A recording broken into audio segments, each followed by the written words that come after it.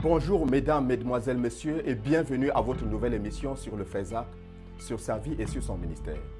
Le frère Zach était le dirigeant de l'équipe fondatrice de la communauté missionnaire chrétienne internationale. Un mouvement d'évangélisation, de conquête des âmes, d'implantation d'églises et de la formation des disciples, ayant des missionnaires et des églises dans plus de 105 pays du monde et dans tous les 6 continents. Chers téléspectateurs, dans quelques instants, nous allons suivre un des disciples qu'il a bâti et envoyé. Il nous dira de lui-même, nous suivrons de sa propre bouche, qui est le frère Zach. T'es connecté.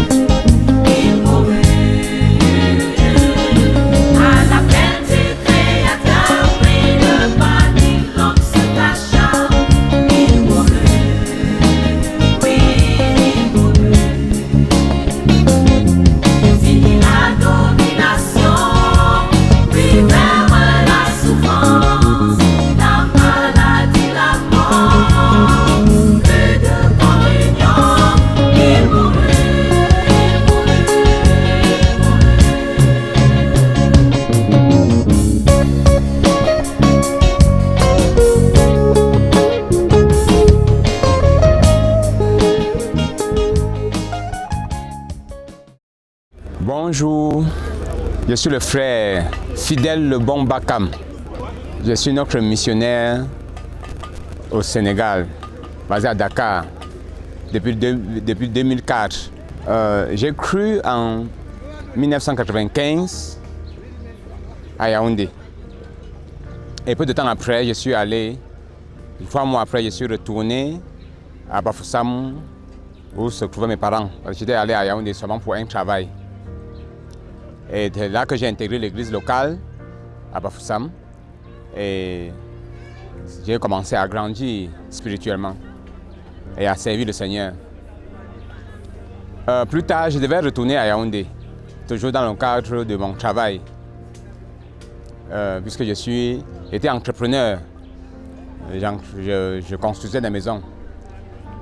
Alors Papa Timothée Ngwa, qui était mon faiseur disciple, et m'avait donné une lettre pour que je remette au feu frère Emmanuel Baya, parce qu'il voulait que je sois proche dans l'environnement de Frézac pour être bâti.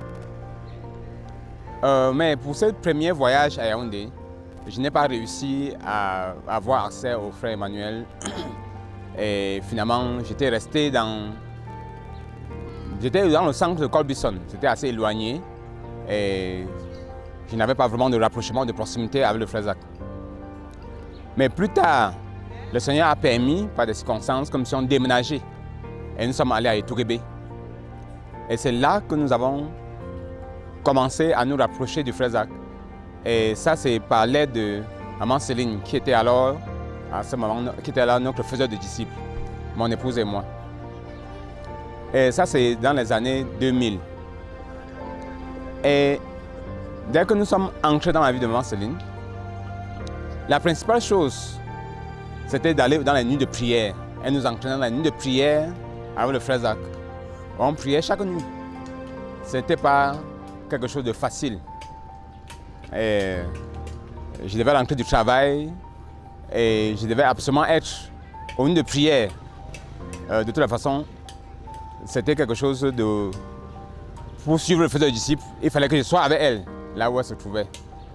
Et ça, c'est en réalité le moule dans lequel nous avons été formés. Parce que c'est en allant aux nuits de prière avec le frère Zach que j'ai beaucoup appris. Ce que être disciple, que j'ai appris dans la formation des disciples, que j'ai connu réellement qui était le frère Zach.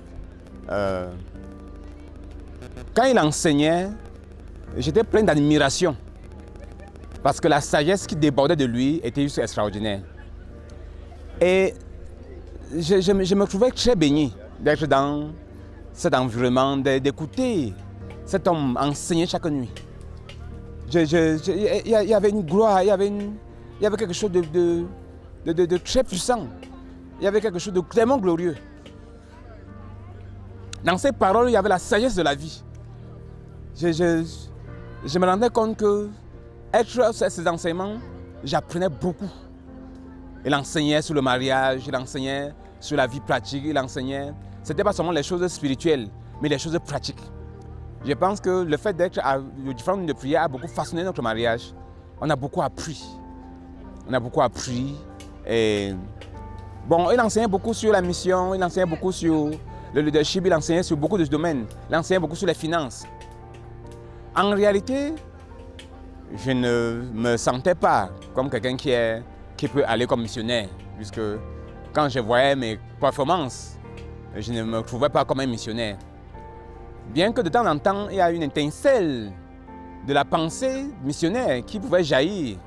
Mais bon, je me trouvais que je suis tellement indigne, non qualifié, parce que les missionnaires à l'époque, c'était des grands calibres, des hommes lourds, des hommes de poids. Mais je savais que cette étincelle jaillissait de temps en temps dans mon esprit, mais je repoussais ça parce que vraiment, je n'en étais pas digne. Alors, nuit après nuit, on était façonné, on était bâti, on était enseigné. Et c'était vraiment un grand plaisir. Bon, ma femme a été d'un grand soutien là-dessus parce qu'elle aime la prière, elle était passionnée pour la prière. Donc, il n'était même pas question qu'elle manque une de prière, même pas un seul instant. Donc, évidemment, ça m'a donné un grand avantage pour qu'on puisse aller, même quand j'étais fatigué, même quand j'étais épuisé. Et la discipline de maman Céline à ce niveau a été très formidable parce que si tu ne viens pas, même si c'est 2 heures du matin, le téléphone sonne, il faut que tu atterrisses à la prière, sinon... Donc du coup, on s'était discipliné. Mais c'était glorieux, c'était merveilleux. Une chose m'a marqué, particulièrement, là, une des choses qui m'a beaucoup marqué dans la vie du frère Zach, dans notre contact, dans notre relation avec lui, c'est que, puisque je suis dans la construction, il y a un de ces couvriers clés, le frère Victor Aladoum, qui devait construire sa maison. Et puis j'avais le fardeau de me rassurer qu'il construise à des moindres coûts. Et il m'a demandé de l'aider. Et j'ai pris son projet. J'ai étudié un système de fondation qui permettait d'avoir un coût assez moindre parce que son terrain était en pente. J'ai décidé de prendre un système de fondation où j'adapte la fondation sur la pente. et ça faisait moins de profondeur et ça me donnait un coût plus relativement vraiment bas concernant la fondation et évidemment les autres aspects de l'ouvrage. Donc quand il a remis ça au frère Zach, quand le frère Zach a vu le coût que j'avais obtenu pour la fondation, il était si émerveillé et si étonné. Il m'a appelé, il m'a demandé mais est-ce que c'est vraiment possible de le faire? J'ai dit que oui, c'était possible. Et c'était à la fin d'une nuit de prière. Comme d'habitude, on le suivait, on marchait derrière lui et on était au niveau de son garage, au garage de sa maison. Et quand il a vu, il était tellement émerveillé, tellement béni. Dans son cœur, il se disait, ah, un frère qui est soucieux d'amener les frères à se construire à moindre coût. Et spontanément, il a tenu la main de mon épouse, il a prié.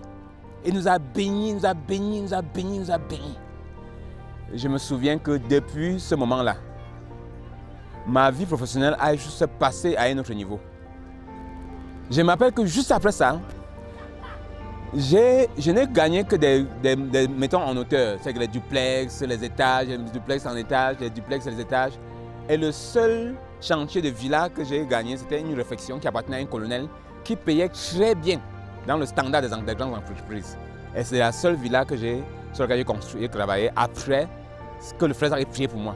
C'était une bénédiction extraordinaire. Et je m'appelle que j'étais en train de foncer à des standards relationnels très avancés. Parce que les gens parlaient de moi maintenant, de bouche à oreille. Je n'allais pas vers les gens pour avoir des marchés. On parlait de moi et les gens m'appelaient. On parlait de moi et les gens m'appelaient. Et puis j'obtenais des marchés. Et un jour, pendant un siège de 72 heures, la présence de Dieu était si intense. Et le frère enseignait sur ceux qui ont écouté Dieu et n'ont pas obéi. Le danger d'avoir écouté l'appel de Dieu dans sa vie et n'a pas obéi, il montrait les dangers de cela. Et l'enseignement était si intense. Alors je me suis retrouvé en train de me lever pour me repentir d'avoir renoncé à l'appel missionnaire.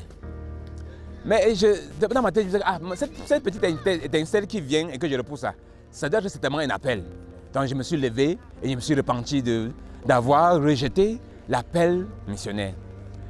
Et je me suis assis, j'ai prié comme tout le monde priait aussi. Mais je ne savais pas que ça avait vraiment des répercussions au ciel.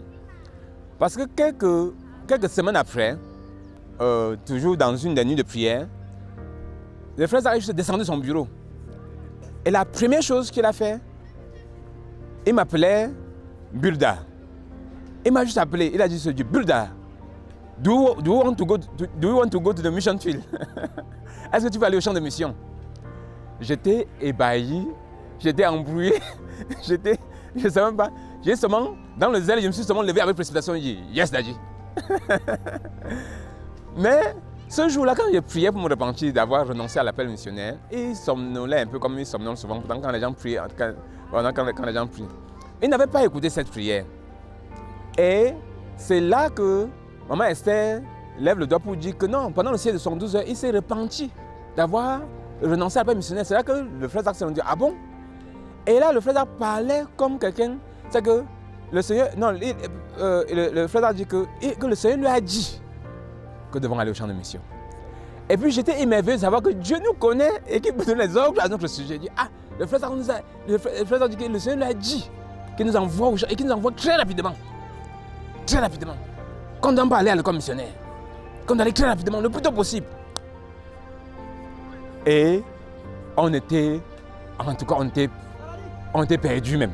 Parce qu'on s'est dit que ça c'est, quelle est cette affaire qui est encore tombée sur nous comme ça? Des gens tellement incapables, on était perdus. On ne savait pas, c'est qu'on était. Mais de l'autre côté, ça a créé beaucoup d'admiration. Je m'appelle Onté avec certains candidats missionnaires pour l'Inde. À la fin, ils nous ont dit, ah, mais vous êtes bien, Dieu vous connaît, il donne les instructions avant que le sujet devant Dieu. Donc nous, on était encouragés de savoir que le Seigneur nous connaissait et que c'est le Seigneur qui nous envoyait en mission. Pas parce que nous étions tellement capables, pas parce que nous étions doués, mais Dieu, c'était juste la grâce et la faveur de Dieu. Dieu a juste décidé que je vous envoie. Et ça, c'est un des moments où le frère a été pour moi comme vraiment un prophète. C'est quelqu'un qui pouvait voir clair, écouter de Dieu et donné ce sens de direction que ma vie a eu jusqu'à aujourd'hui. C'était quelque chose, c'était pas mes ambitions, je n'avais aucune ambition même. Je savais que j'étais un serviteur, je servais. J'étais derrière moi, Céline, et je la servais. Si elle avait besoin, je suis là. Et progressivement, j'avais commencé à... Quand il y avait une opportunité de servir le Frère Zach, je le servais, elle m'amenait pour rendre un service de Frère Zach. Et puis moi, j'étais à l'aise là-dedans. C'est que le Frère Zach était pour moi donc ce prophète. C'est que celui qui a donné un sens de direction clair. Je n'ai jamais eu une ambition d'aller comme missionnaire. S'il fallait que ça vienne de moi. Parce que, évidemment, je me trouvais totalement comme incapable. Donc, non seulement il y a cet aspect professionnel qui l'a révolutionné totalement. Je dis bien totalement dans ma vie. C'est que juste une prière et ma vie professionnelle est passée à un autre niveau. Totalement à un autre niveau. Et il y a cet alignement de ma vie pour saisir les plans de Dieu sur ma vie. Donc, à partir de ce moment, dès que cette nuit-là, il a directement regardé sur la carte et il a commencé à pointer sur la carte là où nous devons aller. C'est d'abord le Niger et finalement, c'était le Sénégal. Et quand nous sommes allés au Sénégal, nous sommes finalement entrés au Sénégal en novembre 2004.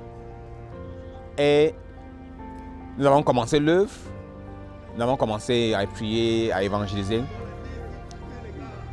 Quand il est venu nous rendre visite au Sénégal, je crois que ça devait être en 2007, le message, la direction qu'il nous a donnée, c'est à partir de sa visite au Sénégal que j'ai compris un peu. Je ne peux pas dire que j'avais vraiment compris. C'est au fil des temps, au fur et à mesure, avec les années, que je reconsidérais ce que le frère avait dit. Et je me suis rendu compte que j'étais appelé à fonctionner vraiment juste comme un fils. Je m'appelle bien le mot qu'il a répété, que nous devons être les perroquets. Que je le sais, c'était le perroquet de Dieu. Donc, il était en train de nous donner ainsi le modèle, la maquette, comment nous devons fonctionner, mais on ne comprenait même pas. Donc, plus tard, je me suis dit, je n'ai pas de message. Je n'ai qu'un seul message, le message du frère Zach. Donc, j'ai commencé à comprendre que je dois lire les livres, je dois enseigner ce qui est dans les livres. Je dois répéter ce qui est dans les livres, juste comme un perroquet. Mais évidemment, avec la vie et la relation et tout ça. Mais j'ai compris que mon message à prêcher, c'était le message du frère Zach dans les livres. Et c'est ce que j'ai été à faire. Et ce qui fait qu'aujourd'hui, si je ne suis pas en train d'enseigner dans un livre du frère Zach, je suis en train d'enseigner un des messages du frère Théodore. C'est la relation, c'est la visite, cette visite du frère Zach. Encore pour nous donner un sens de direction. Mais on ne comprenait même pas à l'époque que c'était un sens de direction. Mais c'est ainsi que non seulement ma vie professionnelle a été alignée par son influence, ma descente destinée, l'appel de Dieu dans ma vie, c'est lui qui m'a permis de saisir l'appel de Dieu sur ma vie. Et la direction pour servir sur le champ de mission, c'est encore lui qui a permis qu'on puisse saisir. Donc en réalité, je ne suis pas confus sur comment il faut. Je sais que je dois prêcher le message. J'étais envoyé, je dois prêcher le message de celui qui m'a envoyé. Donc voilà les grandes lignes de l'influence du frère Zach sur ma vie. En dehors du fait que le modèle de père qu'il était, le modèle de les autres domaines. Mais je veux dire que l'influence directe que j'ai eue, que le frère Zach a eue sur ma vie, ça c'est dans cette ligne. Vie professionnelle, la direction pour ma vie et la direction dans le service sur le champ de mission. C'est lui qui a influencé ma vie à tous les niveaux. En réalité, a pu tenir sérieusement parce que le frère Zach, avec des multiples nuits de prière, nous enseignait tellement que tu n'as pas d'autres options puisqu'on est là tous les deux. Donc, pendant qu'il enseigne, on s'aligne dans ce qu'il reçoit de lui comme enseignement puisqu'on avait une telle admiration que nous savions que résister, on savait que c'est Dieu qui parlait à travers lui. Donc il n'y avait pas question d'hésiter ou de résister. Enfin même, je n'ai jamais même pensé, même quelqu'un peut penser mal du frère Zach. C'est-à-dire que pour moi c'est un homme parfait dans la perfection totale. C'est-à-dire qu'il n'y a pas une possibilité d'avoir une pensée négative, une pensée contraire à ce qu'il est en train de dire et à ce qu'il est en train de... Je n'ai jamais vu de défaut en lui. Et jusqu'aujourd'hui, je n'ai jamais vu de défaut en lui. Pour moi, c'était un homme parfait, modèle et ce qu'il dit vient de Dieu et c'est point final. Donc voilà les choses qui nous ont saisis, qui nous ont canalisés et que, frère, au-delà de tout, vous savez que ce sont les choses qui lui ont donné un sens de direction à notre vie. Sa vie a été vraiment un sens de direction pour nous et une influence, un moule formateur à tous les niveaux. Gloire à Dieu. J'espère que vous avez rencontré l'homme. J'espère que vous avez reçu quelque chose de sa vie et de son ministère. Restez connectés sur la RTVC. Rendez-vous la semaine prochaine. Que Dieu vous bénisse abondamment.